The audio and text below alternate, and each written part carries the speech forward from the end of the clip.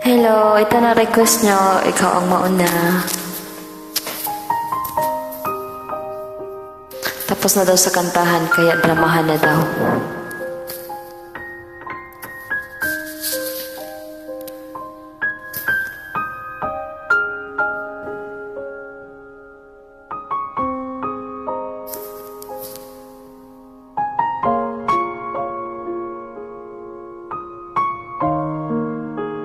Sana, hindi na lang ako ang naging ina mo.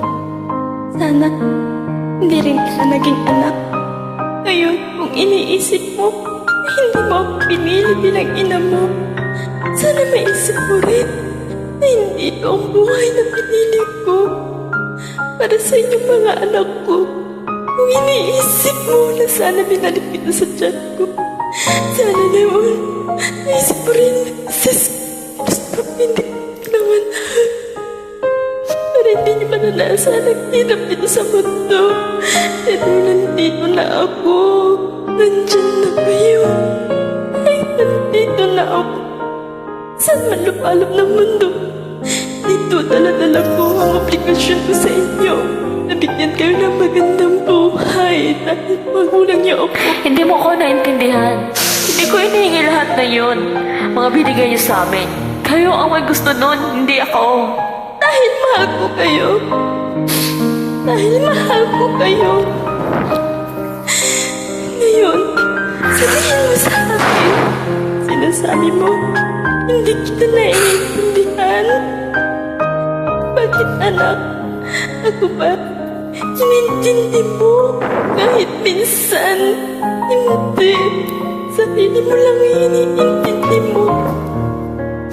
Sana kahit minsan binigyan mo ng halaga lahat ng paghihirap ko sa inyo.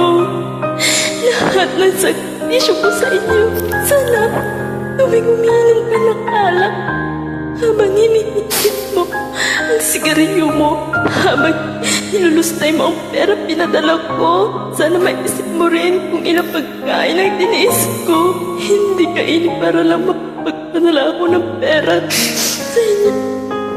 Sana habang nakahiga ka dyan sa puso mo, natutulog, maisip ko din kung ilang taon ko tiniis matulog mag-isa habang nangungulila ako sa yakap ng mga mahal ko.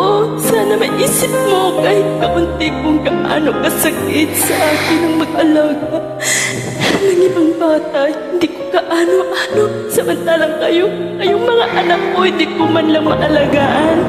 Alam mo ba kung gaano kasakit yun sa isang ina? Alam mo ba gaano kasakit yun?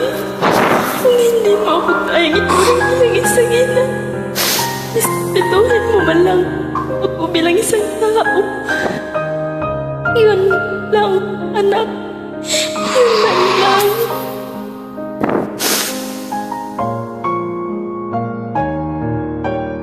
Ba? Pero sa totoo po, relate po ako dito. Marami kasi mga kabataan, hindi nila alam ang sakripisyo ng isang ina. Kaya sana mga kabataan ngayon, dahil ako, naranasan ko rin ang maging isang anak. Ako, isang anak at magulang. Kaya alam ko, ano ng isang ina. So, salamat po. Sad ba? Hindi.